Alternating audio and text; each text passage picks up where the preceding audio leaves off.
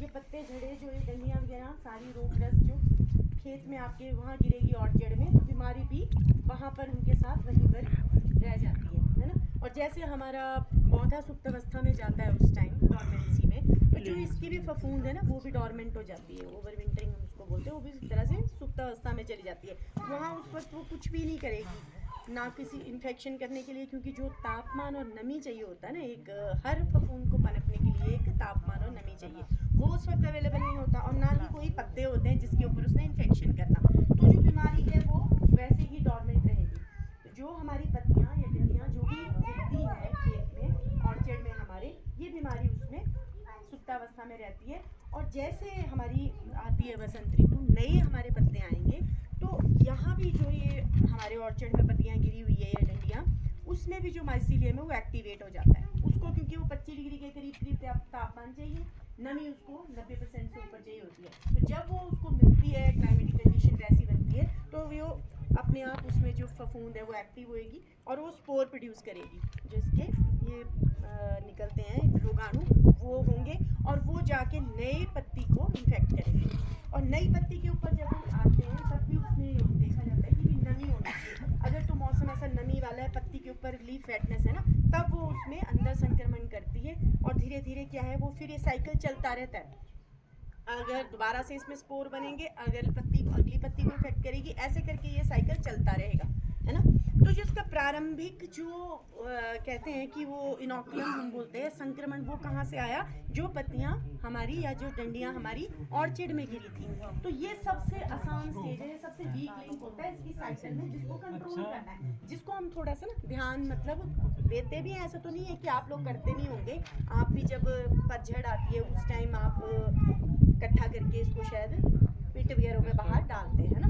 तो सबसे अच्छा रहता है कि उस टाइम एक यूरिया का छिड़काव भी कर दिया जाए, 5% यानी कि 10 किलो यूरिया 200 लीटर पानी में एक छिड़काव अगर आप पेड़ पर भी और नीचे भी जो ऑर्चर्ड में गिरी हैं पत्तियाँ डंडियाँ उसके ऊपर कर दें, और उसको फिर आप दूर कहीं गड्ढे में डाल दें सड़ने गड़ने के लिए। तो उससे क्या होगा, जो इसके अंदर फफूंद है वो वहीं ख़त्म हो जाएगी, और जो प्रारंभिक संक्रमण जो हमारे अगले साल के लिए ऑर्चर्ड में आना था ना, वो लगभग हमारा 50-60% तो यहीं ख़त्म होगा। अब उसके बाद जो ये स्थिति आनी है गर्मियों के टाइम में, जैसे मैंने बोला जब वातावरण अनुकूल बनेगा, तापमान भी 25 के करीब और बीच में बारिशें थोड़ी आएगी, तब वो स्पोर जर्मिनेशन दोबारा होने की चांसेस है कि अगर हमारे पेड़ में कहीं संक्रमण रह गया, कहीं थोड़ा सा ऑर्चर्ड में कुछ पत्ती या कोई डंडी वगैरह रहेगी इन्फेक्टेड, या ये भी होता है साथ वाले खेत से भी आ जाती है, साथ वाले ऑर्चर्ड से भी आ जाती है, क्योंकि अगर साथ वाले ने नहीं ध्यान दिया है ना, तो वहाँ से भी आ सकता है, थोड़ा हवा के द्वारा या बारिश के छींटों के साथ आ सकती है बीमारी।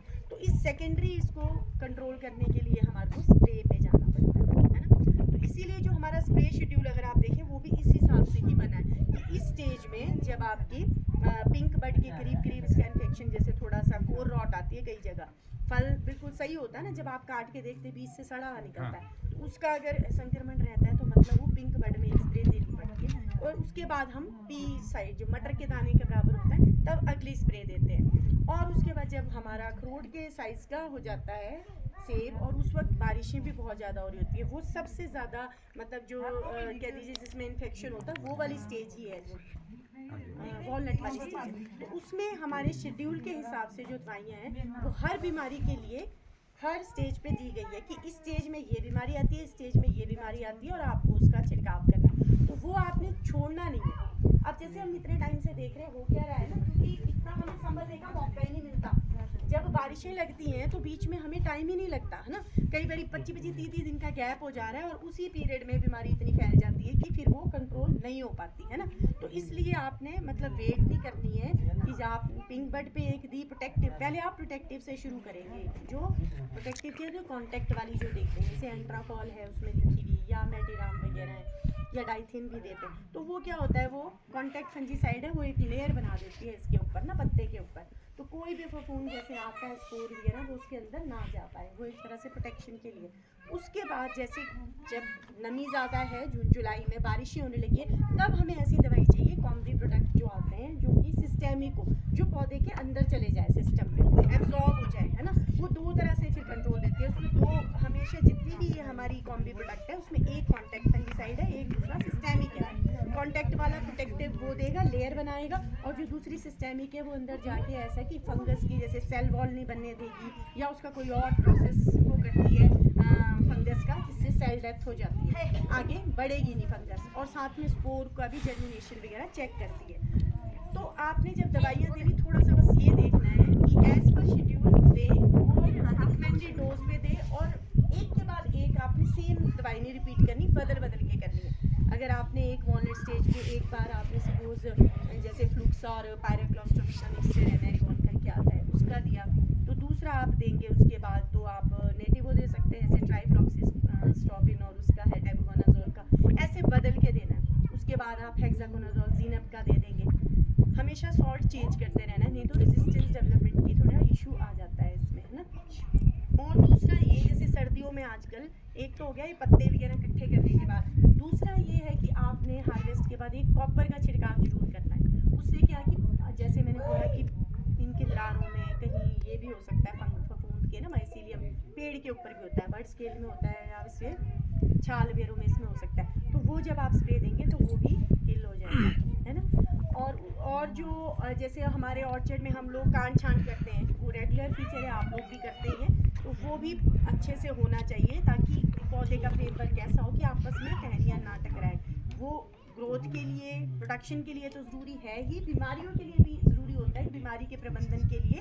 तब जब हवा का संचार ठीक होता है, धूप अच्छे से पड़ती है ना पौधे में, तो उसमें बीमारी भी उतने तेज़ी से नहीं पनपती। नहीं तो अगर घनी होएगी, ऐसे आपस में मिल रहे होंगे बीमारी वाले पत्ते, फल, तो संक्रमण भी ज़्यादा बढ़ेगा। और जो भी झाड़ियाँ हैं, खरपतवार है आपके ऑर्चर्ड में, वो भी आपने साफ कर देने हैं। बरसात के टाइम में देखा हमने, पिछली बार भी गए थे हम जुब्बल कोट खैरा साइड भी ना, तो वहाँ भी कईयों के तो बड़ी अच्छी मैनेजमेंट थी, तौलिए वगैरह बिल्कुल साफ, कोई जल निकासी बिल्कुल सही है, कुछ नहीं रुका। किसी किसी के थोड़ा सा ये हो रहा था कि घास इतना इतना चढ़ा हुआ था, ऊंचा उस टाइम हो ही जाता है, तो अगर हम घास वगैरह ऐसे इतना ज़्यादा हमारे रहेगा तौलियों में, तो नमी और ज़्यादा बढ़ेगी, और उससे फिर इसको संक्रमण बढ़ने के लिए ना बड़ा अच्छा अनुकूल वातावरण बन जाता है। तो ये सारी चीज़ों का भी ध्यान रखना है। खाली स्प्रे से बीमारी नहीं मैनेज होगी, आपको दोनों चीज़ें देखनी है कि हमारी जो ऑर्चर्ड मैनेजमेंट की प्रैक्टिस है ना, वो कैसी है। वो बिल्कुल ऐसी होनी चाहिए कि एकदम साफ सफाई जितनी ज़्यादा आप रखेंगे उतना ही बीमारी का प्रबंधन अच्छा होगा। तो ये अभी कैंपेन करने का इसीलिए था ये, हालांकि ये दिसंबर में होता तो और अच्छा था कि जब आपकी पत्तियां आप लोग इकट्ठे कर रहे थे या डिकम्पोज कर रहे थे। अगर अभी आप लोग कर चुके हैं तो अच्छी बात है, अगर किसी की रहता है अभी भी आपके वहाँ पर ऑर्चर्ड में, अभी नहीं उठाई है किसी ने, तो पत्तियाँ डंडियाँ सब हटा दे, साथ में खरपतवार या झाड़ियाँ भी निकाल दे, है ना। ये सारी प्रक्रिया आपको अभी करनी है। उसके अलावा फिर क्या होता है कि जैसे जुलाई जैसे में बारिशें होती रहती है, तो टेम्परेचर डाउन जाता है 25 डिग्री के आसपास, जैसे मैंने बोला ऑल्टरनेरिया के लिए फेवरेबल होता है। उसके बाद जो एक पतझड़ लगती है, असामयिक जो पतझड़ रोग बोलते हैं ना, वो फिर आ जाता है, क्योंकि टेम्परेचर थोड़ा 22 के करीब जब चला जाता है ना, नमी और वो उसके लिए भी यही कंडीशन चाहिए। तो इसमें ये पत्तों के ऊपर जैसे आप हरे हरे से धब्बे बनते हैं पहले, बाद में से भूरे रंग के हो जाते हैं, और फलों के ऊपर ऐसे काले काले से बनेंगे ना, धसे हुए से धब्बे बनते हैं। और आप इन सब में देखेंगे, जैसे पत्तों में भी, या इसको अगर आप पास से देखें ना फलों को लेंस के साथ, तो इनमें छोटे छोटे से ऐसे डॉट डॉट डॉट डॉट दिखते हैं सुई के आकार के, उसको बोलते हैं हम सर्व्यूलाई, यानी वो फंगल स्ट्रक्चर होता है, मतलब जिसके अंदर स्पोर बनते हैं। तो वो आपको पत्तों पे या इस पे नज़र आएंगे, तो इससे पता चलता है कि ये मार्सोनिना या पतझड़ रोग के सिम्टम है ये। और जो ऑल्टरनेरिया के वो खाली भूरे रंग के होंगे, उसमें डॉट नहीं होंगे, तो ये थोड़ा सा टेम्परेचर कम होने पे होता है। तो इसका भी अगर हम रोग चक्र देखें तो ये भी सेम वैसे ही चलता है, जो पत्तियां रोगग्रस्त हैं वो ही अगले साल के लिए संक्रमित करेगी जो नई फसल आनी है आपकी। तो इसलिए इसको भी आपने वही सारी पत्तियां वगैरह बरसात मतलब जब पतझड़ के समय में कलेक्ट करके आपको डिकम्पोज करनी है। अगर आपने इस स्टेप पे कर लिया कंट्रोल, तो काफ़ी हद तक आप देख लेंगे 50-60% तो बीमारी वैसे ही ख़त्म हो जाएगी। बाकी उसके बाद जैसे गर्मियों में आपका आएगा, इसके लिए वातावरण अनुकूल बनेगा, तो ये भी उसी तरह से संक्रमण करेंगे जैसे मैंने ऑल्टरनेरिया के लिए बताया था। तो उस टाइम आपको स्प्रे के ऊपर ही जाना है, जो स्प्रे शेड्यूल है। स्प्रे शेड्यूल को अगर आप ध्यान से देखें ना, उसमें दवाइयाँ जो वॉलनट स्टेज पर है, ऐसी ही दवाइयाँ हैं जो दोनों डिजीज़ पे कारगर होती है, क्योंकि उस टाइम दोनों साथ साथ चलती है। ऑल्टरनेरिया भी होता है गिरे, और ये भी मार्सोनिना भी लगा होता है। तो जो ये मैरीवोन है या केवियोटॉप है, नेटिवो है, ये सारी की सारी लगभग दोनों बीमारियों पे इसका है कंट्रोल, क्योंकि कॉम्बी प्रोडक्ट है तो दोनों में ही इसका असर है। इस तरह के ही इसमें कॉम्बिनेशन होती है कि दोनों रोगों के लिए ये कंट्रोल देगी, पर आपने बदल बदल के करनी है, बस ये ध्यान रखना है आपने इसका, ठीक है जी। तो इसके अलावा आजकल सर्दियों में आपके क्या क्या कार्य रहते हैं करने के, जैसे कुछ एक उसमें हम देखते हैं ना प्रॉब्लम, कुछ बगीचों में जहाँ पानी खड़ा होता है या ऐसा है कि शिल्ले वाले पोषक, उसमें रूट रॉट वेरों की भी रहती है, जड़ सड़न वगैरह लगता है, तो वो भी आजकल सर्दियों में ही आप दिसंबर जनवरी में जैसे तने के पास से मिट्टी हटा के देख लिया करो, अगर लग रहा है आपको कोई जड़ें सड़ रही है ब्राउन है, वो आपने काट के अलग कर देनी, उस पर पेस्ट लगा देना। और अगर तना भी लगता है कि तना सड़ रहा है, उसका भी स्पंजी सा हो रहा है, वो भी आपने निकाल के उस पर पेस्ट लगाना, उसको साफ कर दिया, जहाँ तक बीमारी वाला पोर्शन है हटा के उस पर भी पेस्ट लगा दिया, और पूरे तने में आपने पूरे मतलब तौलिए में ड्रेंचिंग कर देनी है। अगर आपका रूट रॉट की समस्या है तो जैसे बेविस्टिन से करते हैं, और अगर दूसरी है कॉलर रॉट तो डाइथेनियम से करते हैं। इस तरह से ये सारी चीज़ें हमारे को मतलब विंटर में ही करना पड़ता है।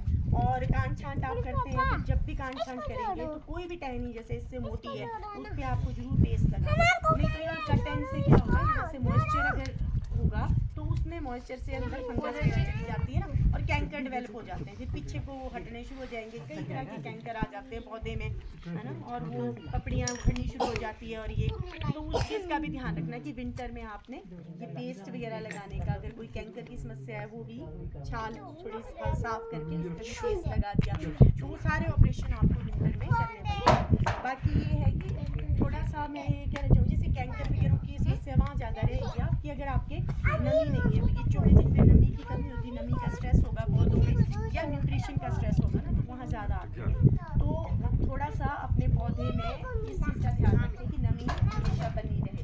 तो आपने मल्च वगैरह जरूर करना, घास मल्च है तो घास से करना, नहीं है तो फिर जो दूसरी प्लास्टिक की भी आती है आज फरवरी, जैसे में जनवरी फरवरी के बाद हमारे को लगानी पड़ती है, जैसे खाद डालेंगे आप जब थोड़ा बर्फ़ पड़ती है या मॉइस्चर आपके खेत उसमें है ऑर्चर्ड में, तभी आप खादे वगैरह डालते हैं ना, उसके बाद आपको फरवरी जैसे से ढक के रखना है, ताकि अप्रैल मई तक जब तक बारिशें नहीं आ रही तब तक नमी वो कंजर्व रखे। वो बहुत ज़रूरी है मल्चिंग की प्रैक्टिस भी ना, क्योंकि अगर ये हमारा पोषण अगर सही होगा ना पौधे का, पौधा अगर वैसे कमज़ोर होगा तो कमज़ोर को तो वैसे बीमारियाँ और कई लग जाती हैं, तो वो उसको हमारे को न्यूट्रिशन के हिसाब से, पोषण के हिसाब से ठीक ताकतवर बनाना है ताकि उसको बीमारी ना पकड़े, नहीं तो वो बीमारी कैंकर तो आती ही ऐसे पौधों के ऊपर है ना। और ये एक चीज़ और भी ध्यान रखें, जैसे कांट छांट करते हैं, बीमारी वाले पौधों को और हेल्दी को इकट्ठे नहीं करना, या तो पहले हेल्दी में ही कर दो, सारे जो साफ़ है स्वस्थ है उन्हीं में कांट छांट कर दो, फिर उसको साफ़ करके तब बीमारी वाले पे जाओ, है ना, नहीं तो ऐसा ना हो कि बीमारी वाले से करके हेल्दी पे गए तो बीमारी आप खुद ही एक से दूसरे में फैलाते जाए,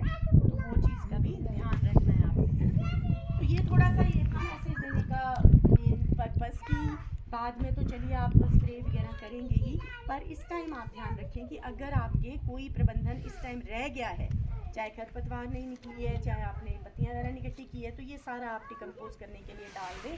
और साथ ही साथ ये जरूर ध्यान रखें कि जैसे आपका हमारा जो यूनिवर्सिटी का शेड्यूल है, आपने देखा है वैसे किसी ने कभी यूनिवर्सिटी की साइट देखी हो, फ़ोन सबके पास होते हैं आजकल स्मार्ट, आप उसमें doctor YS. Parmar university of horticulture forestry Nauni लिखेंगे तो उसका निकलेगा आपको साइट पे आपको मिल जाएगा स्प्रे शेड्यूल, और डिपार्टमेंट ऑफ हॉर्टिकल्चर इनके पास ही आपको स्प्रे शेड्यूल हार्ड कॉपी भी देंगे अगर आप इनके पास जाएंगे, और डिपार्टमेंट की डायरेक्टरेट ऑफ हॉर्टिकल्चर की साइट पे भी मिल जाता है, ठीक है, उसमें सारी दी हुई है दवाइयाँ, उसकी किस समय में होनी है, किस मात्रा में होनी है, तो आपने वो बिल्कुल ध्यान रखना है।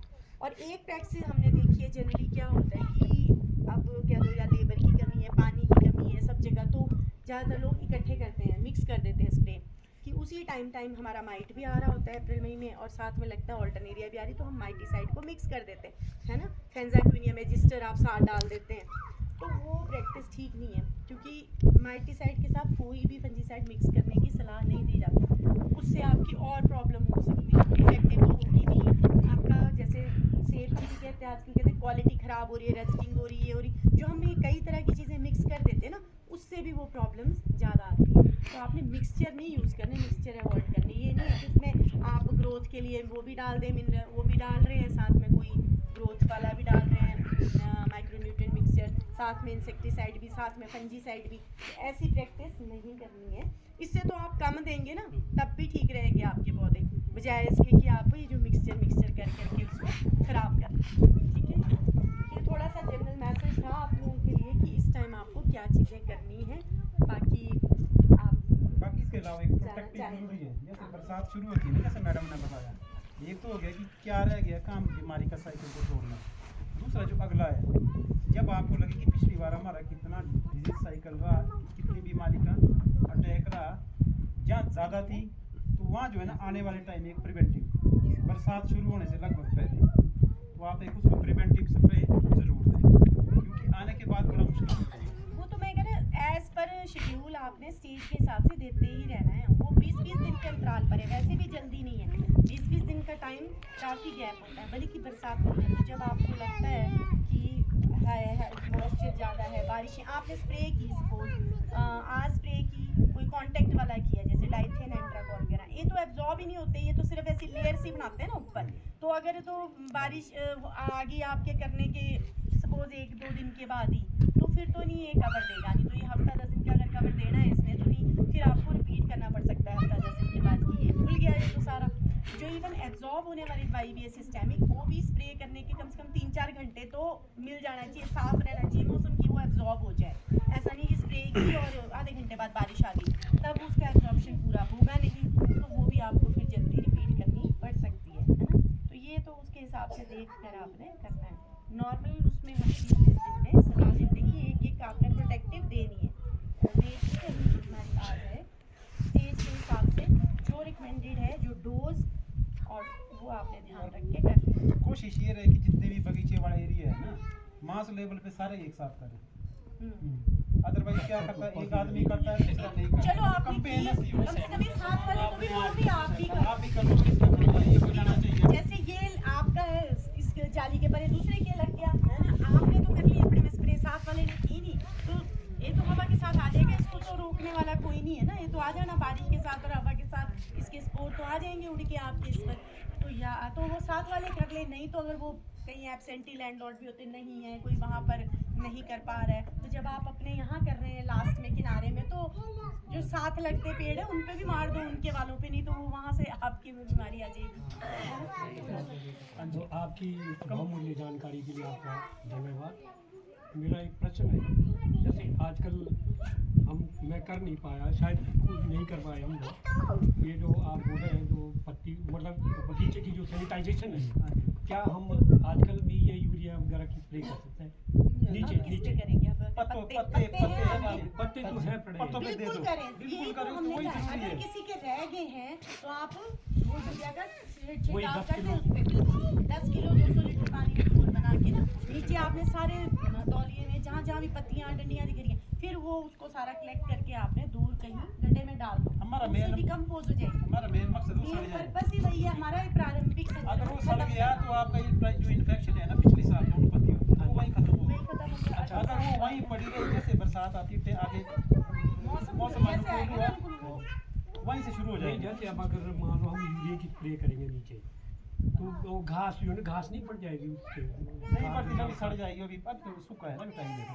अच्छा, ज्यादा है डोज ऐसा कर लो, पत्तियां इकट्ठी करके अगर ऐसा लगता है तो पिट में जहाँ डाली उसी में मार दो। नहीं पत्तियां कई जगह ऐसा नहीं, हमारे पैसे तो है नहीं कि कंटूर का है अलग उसमें पत्तियां इकट्ठी करके हम नहीं कर लो, डोज ज्यादा है उसे करनी तो पड़ेगी आपको थोड़ा सा स्प्रे मार के। हाँ, नंबर 1, नंबर 2, जैसे ये जो आपने कहा था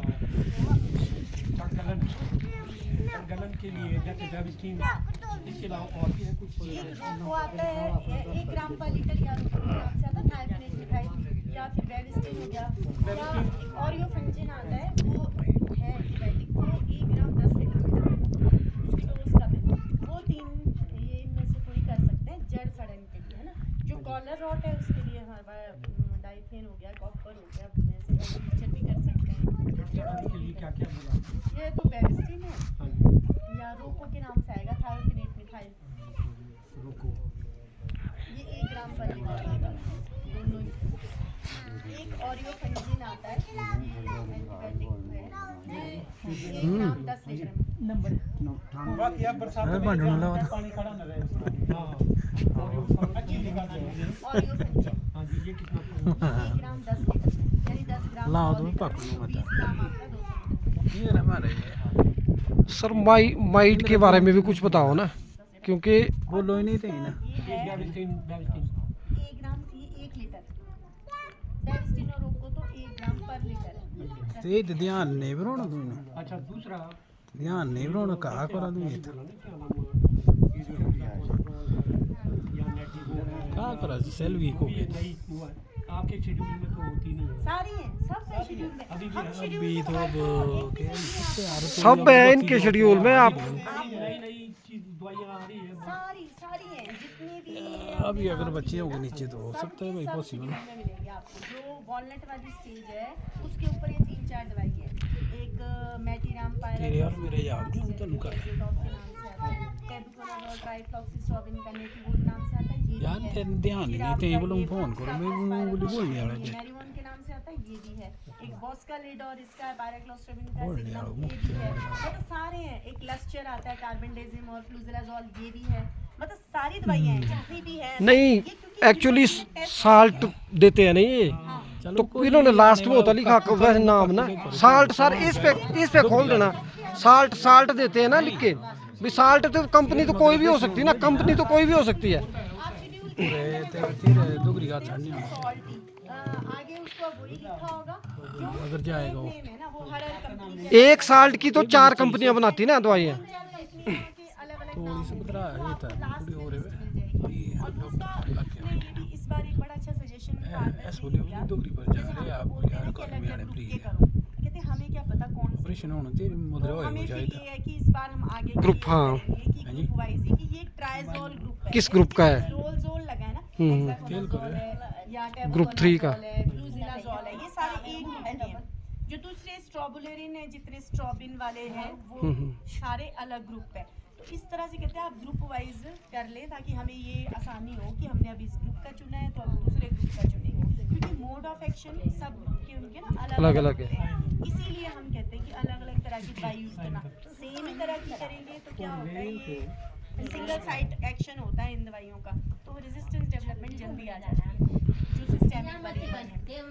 तो ये एक अच्छा सुझाव आया है। और सिस्टेमिक नॉन सिस्टेमिक का भी उन्होंने कहा कि आप पीछे लिस्ट में लिख दो कि कौन से सिस्टेमिक कौन से नॉन सिस्टेमिक। तो अगली बार के शेड्यूल के लिए हम ये चीज़ें करवाएंगे इनकॉर्पोरेट की नेक्स्ट जो आएगा। 25 का तो चलो अब निकलने वाला है, लेकिन जो 26 तारीख में आएगा उसमें ये चीज़ें आ जाएंगी कि ये सिस्टेमिक ग्रुप है, नॉन सिस्टेमिक है, ये अलग ग्रुप का है, अलग ग्रुप का है, ताकि इंसानों को थोड़ा आसानी रहे देखने के लिए कि भी मैंने अलग किस ग्रुप की किया, अब अगले ग्रुप की करूँगा, ताकि वो रेजिस्टेंस ना आए। नहीं तो कुछ टाइम बाद भाई असर नहीं करती अगर हम सेम देते जाते हैं ना, थोड़ा सा रहता है। बाकी हमारे ना ऑफिशियल 2 चैनल है। एक UHF किसान सेवा है, फेसबुक पे भी और यूट्यूब पे भी। बाकी जितनी जानकारी होती है ना जो चाहिए होता है टाइम टू टाइम उसमें उसके जो है ना वीडियो आपने अपलोड देखा है कभी UHF किसान सेवा खोल के? आप फेसबुक का भी है आपके पास, आपके पास फोन, आप खोल के देखो क्या UHF किसान सेवा, UHF ये खोल देंगे उसको आप किसान से कोई नहीं। करो, UHF UHF किसान सेवा।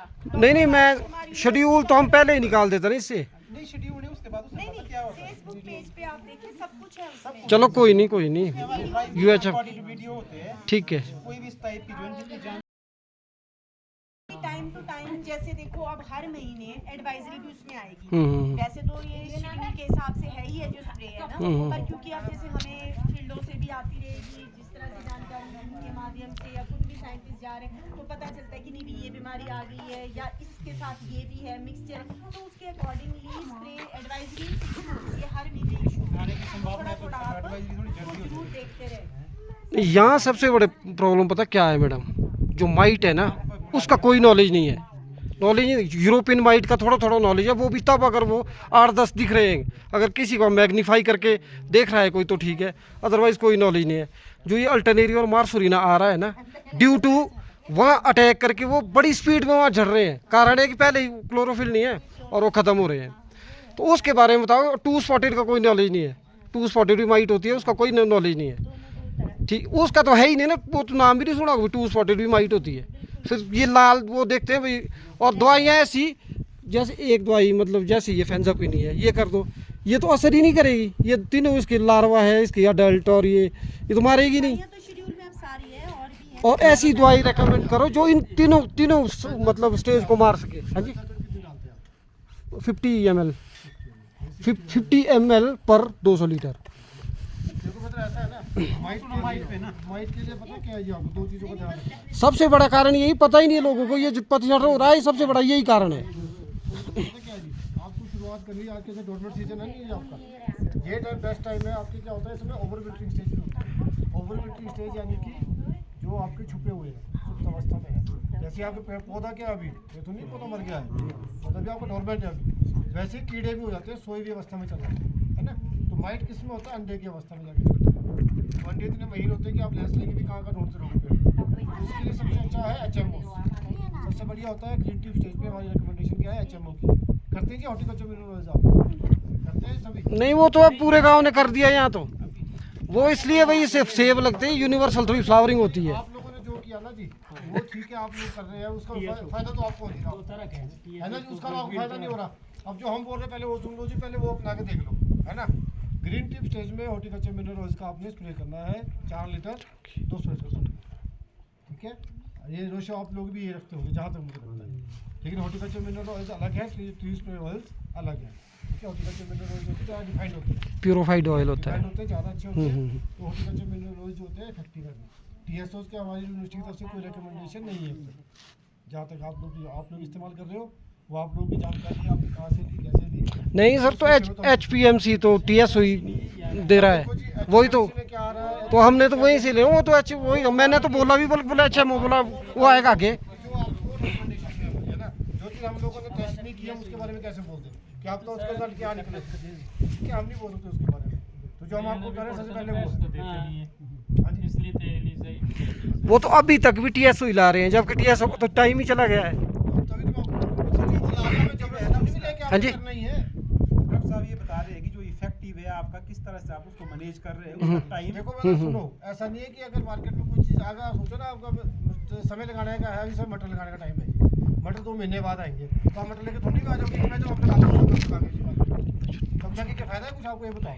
तो वही हिसाब दवाई का भी है। अब लेट आ रही है, पहली बात है लेट आ रही है, आप खुद बोल रहे लेट आ रही है, तो थोड़ी भी लेके आ जानी है बाजार से लेके, और कर ही देनी है उसके बाद जाके, उसका क्या फायदा है उसमें। हर एक चीज़ का टाइम होता है सर।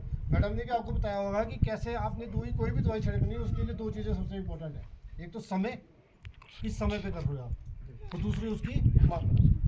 दोनों चीज़ें आपकी बड़ी इंपॉर्टेंट है ना जी। तो समय बड़ा जरूरी है, जो मैं आपको बता रहा हूँ ये समय के हिसाब से सबसे इंपॉर्टेंट है ग्रीन टी।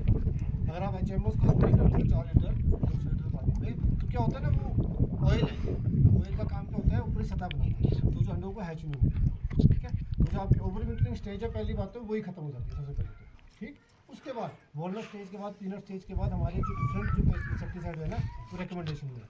अगर आपने हमारा स्प्रे शेड्यूल देखा होगा, उसमें आपका जो आपने मजिस्टर का आपने फेंजाक्विन वो भी है, उसमें स्पायरोमेसिफेन भी है, ठीक है। आपके पास सीजमाइट आता है, ओमाइट करके आता है, डिफरेंट जो आपके पास माइटिसाइड्स है वो उसमें रिकमेंडेशन में दिए हुए हैं। अगर आप हमारा स्प्रे शेड्यूल देखेंगे तो, और उसमें साथ में मात्रा भी लिखी हुई है पूरी, कि किस मात्रा पे कितना आपने माइटिसाइड डालना है। तो अगर आप इस स्प्रे शेड्यूल को फॉलो करोगे ना सर, तो जो आपकी माइट की समस्या, देखो सर, हम क्या है ना, माइट तो सबको पता है आनी है, स्टार्टिंग में तो पता नहीं चलता क्योंकि बड़ा छोटा कीड़ा है, कीड़ा भी नहीं इन्फेक्ट है, माइट अलग ही होती है, मकड़ी बिल्कुल मकड़ी है, छोटी सी है, दिखती है नहीं हमें महीना आंखों से, जब तक पत्तों को बिल्कुल छन्नी नहीं करती है, तो क्लोरोफिल नहीं खा जाती है उसके बाद जाले नहीं बनते, तब तक हो चुका होता है लेट। फिर आप चाहे फेंजाक्विन छिड़को, फिर आप चाहे तो वही दवाई छिड़को, वही हिसाब है जैसा आपका अल्टरनेटर मार्जिन देना पड़ेगा। समय के बाद की हुई कोई भी दवाई आपको फायदा नहीं देने वाली, चाहे आप जो मर्जी मार्केट से दवाई लेके आ जाए, ठीक है। आपको समय के अनुरूप अपनी खेती करनी पड़ेगी, जिसमें आपका खर्चा भी कम होगा, समय भी कम लगेगा, और आपकी जो है नुकसान जो है कम पहुँचने वाला है ना। तो आप लोग हमारा स्प्रे शेड्यूल जरूर देखो, उसके हिसाब से इस बार आप फॉलो करके देखो। ये जो सीजन आपका आ रहा है, हर कुछ दवाई लेने से कुछ नहीं होने वाला है, क्योंकि मार्केट में ये नया प्रोडक्ट आ गया, ये ले लेता हूँ जी मैं, मार्केट में वो नया प्रोडक्ट आ गया, ये ले लेता हूँ जी मैं। कोई सोशल मीडिया पे कोई गाना बंदा ऐसा बोल रहा है तो मैं ऐसा कर लेता हूँ। आपको एक्सपेरिमेंट करने को थोड़ी बैठे हो जी, अपना खेत आपका एक्सपेरिमेंट करने थोड़ी भी है कि मैं जो कोई बोल रहा है मैं आपके स्प्रे मारना शुरू कर दूँगा। हमने एक्सपेरिमेंट कर लिया यूनिवर्सिटी ने, है ना, हमारी यूनिवर्सिटी आपको एक्सपेरिमेंट के बाद रिकमेंडेशन देगी। आप अपने आप को एक्सपेरिमेंट की फील्ड में आ जाओ, किसी जो भी मार्केट में नया चीज़ आ रही है मैं खेत में देखूंगा जी फायदा होता है कि नहीं होता, है ना। आप लोग पैसा कमाने के लिए बैठे हो, आप लोग नहीं उस काम के लिए कि जी मैंने अपने खेत में एक्सपेरिमेंट कर लिया। रिकमेंडेशन हमारी दी हुई है, आप उसको फॉलो करो, कुछ नहीं है उसमें। आपको लगता ही नहीं, जैसे आपने, हम अभी पीछे से अभी ननगढ़ी से भी आ रहे हैं, वहाँ पे मैडम से खुद कहा किसानों ने कि हमारे को बेविस्टीन ने पिछली बार ज़्यादा अच्छा असर दिया, अल्टरनेरियम आर्सेनिक हो गया, ठीक है। तो ये आपको लोगों का एक्सपीरियंस होगा, झूठ थोड़ी पटोरी यहाँ पे दवाइयाँ खरीद के लानी है। एक चीज और क्लोरपाइरीफॉस है ना, जैसे डरमेट है, इस चीज का बहुत यूज होता है इंग्रेडिएंट करते हैं ना आप लोग। TSO में डाला होगा आप लोगों ने अभी? नहीं आगे आएगा स्प्रे उस टाइम पिंकवर्ड के आसपास उस टाइम भी करते हैं। इसका भी एक ऐसा रिलेशन पाया गया है कि अगर आप वो उस टाइम स्प्रे करेंगे तो ये माइट को बढ़ाता है। क्यों ना सर? TSO तो अपने आप में ही इंसेक्टिसाइड है ना। देखो जी TSO जो है स्केल के, देखो इंसेक्टिसाइड जो कम क्या बोलेंगे वो स्प्रे इंसेक्ट्स को ही जब लेयर बना के मारता है तो बना रहा है आपके ऊपर, वही है ना। वो आपकी स्केल तो उसको भी खत्म कर देगा, माइट को भी करेगा, वो लेप लग उसको भी करेगा। स्केल ही जितना भी आपको त्वचा बड़ी अच्छी रखता है वो, आपने देखा हो खुद आपने करने के बाद। लेकिन आप TSO में भी इंसेक्टिसाइड मिला रहे हो और पता नहीं कौन सा घोल बना रहे हो, वो आपके ऊपर है, वो कौन सा घोल बना के आपने स्प्रे किया, फिर क्या असर होना है आपको? मुझे नहीं लगता कोई असर होने वाला है उस ना। वो TSO की क्वालिटी नहीं, ना वो क्लोरपाइरीफॉस। बिल्कुल नहीं करना है। आप इस चीज़ को बिल्कुल छोड़ के देखो जी एक बार, अगर देखे जाए है ना। आप लोगों ने कभी यहाँ 2-3 दवाइयाँ मिक्स करके पिए? कभी दवाइयाँ देता है डॉक्टर, कभी 2-2 दवाइयाँ 3-3 दवाइयाँ मिक्स करके पीते हो? कभी ये 2-3 दवाइयाँ इकट्ठी पी लेते हो, एक चम्मच मैंने खा लेता हूँ, इसको बोला लगाते हैं कभी? नहीं ना। तो ये पेड़ों के साथ क्यों कर रहे हो अपने ऐसा? वो पेड़ बेचारे बोल नहीं पा रहा, लेकिन वो जात उसी के अंदर रहा है सब कुछ। अब धीरे धीरे फिर उसने तो दिखाना ही है अपना रंग, फिर बेचारा पेड़ ही जब आपका वीक होता जा रहा तो उसने क्या करना था? जो आप चीज़ जो आप एक सिंगल दवाई ने काम करना था, ठीक है, वो 3-4 मिला के घोल मिला के आपने पता नहीं क्या तैयार कर दिया, जिसका ना आपको वैज्ञानिक प्रमाण है ना कुछ है, ना आपको पता है। सबसे बड़ी बात है कि कर भी रहा है, काम भी नहीं कर रहा। अभी डॉक्टर साहब ने बताया था ऊपर रेजिस्टिंग आ जाती है ऐसे प्रॉब्लम, ठीक है। तो ऐसे ऐसे प्रॉब्लम आगे बढ़ती रहेंगी आपके पीछे, दवाई मिक्सिंग पे लगे रहोगे तो मिक्सिंग छोड़ो आप लोग धीरे धीरे।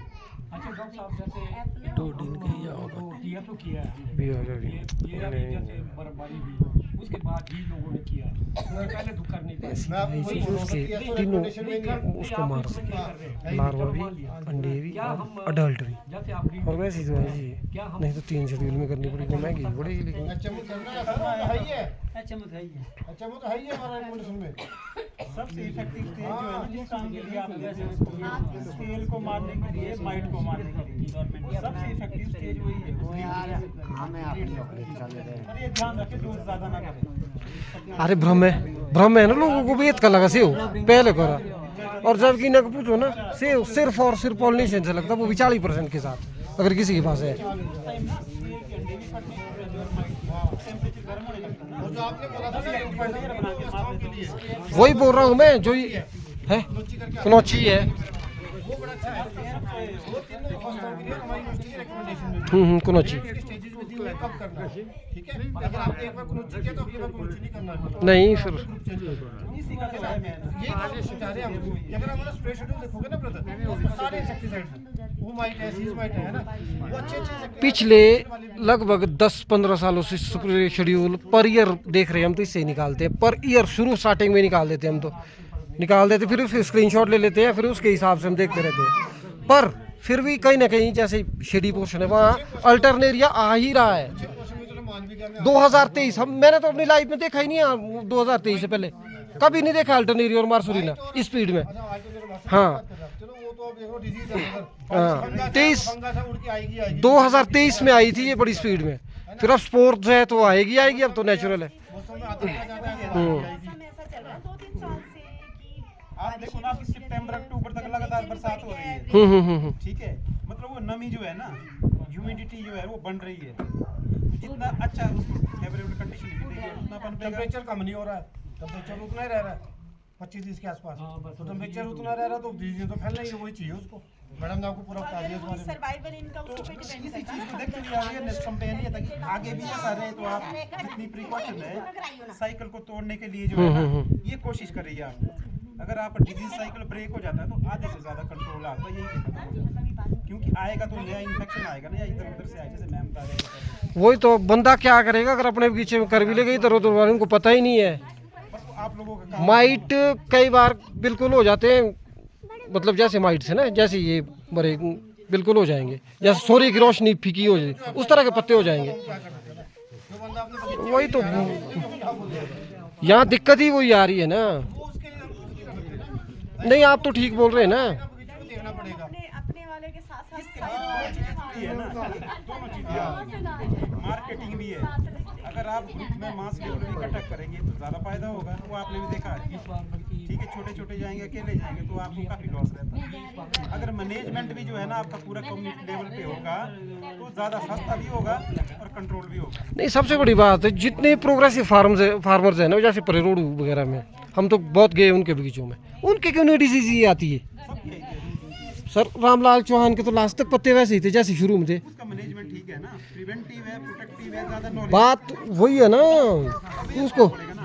रामलाल चौहान तो लास्ट में भी ये बोल रहे थे, वो तो बोला अभी आके देख ले। दूसरी चीज़ ये है आपका साइट, वो भी इम्पोर्टेंट है।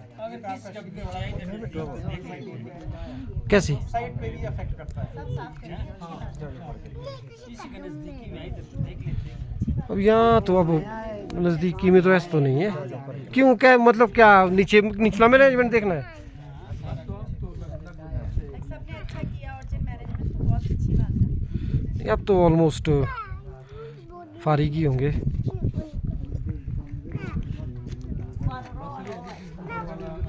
एक और भी चाहिए थी बुम्बल